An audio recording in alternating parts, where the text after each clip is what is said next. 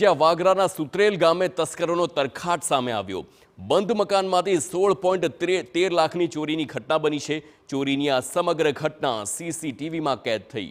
તો સીસીટીવી કેમેરામાં ચોરી કરવા આવેલ 2 તસ્કરો પણ કેદ થયા છે। પોલીસે આ ફૂટેજના આધારે તપાસ હાથ ધરી છે। તો આ દ્રશ્યો સીસીટીવીના જોઈ શકો છો કેવી રીતે ચોરીની ઘટનાને અંજામ આપવામાં આવ્યો છે।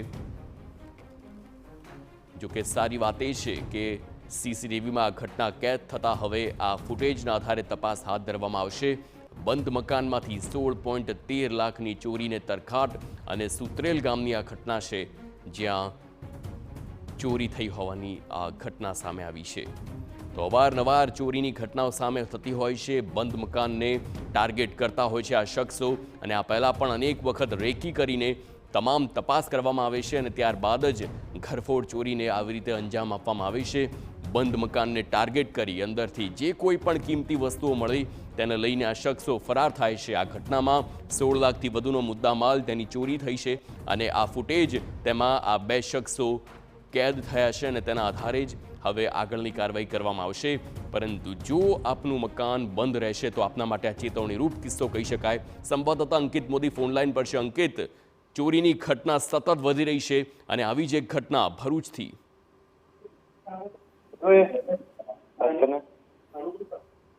જી અંકિત,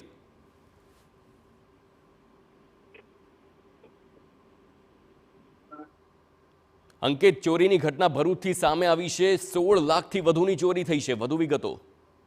જી, આ મામલે 2 આરોપીઓ સીસીટીવી કેમેરામાં કેદ થયા છે અને તે ફૂટેજના આધારે પોલીસે તપાસ પણ શરૂ કરી છે। તો બીજી તરફ શિયાળાની શરૂઆત સાથે આ પ્રકારની ઘટનાઓ સામે આવતા સ્થાનિક પોલીસે પણ જે સ્થાનિક શંકાસ્પદ વ્યક્તિઓ છે તે તમામ અંગેની તપાસ શરૂ કરી છે। તાજેતરમાં આ જ પ્રકારે જે સ્થાનિક ગુનેગારો છે તેમની તપાસ દરમિયાન ચોરીનો એક ભેદ ઉકેલાયો હતો।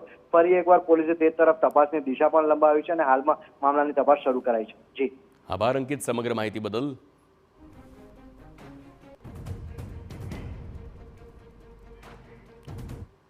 દિલ્હીમાં પોલીસના જાપ્તામાંથી ભાગી છૂટેલા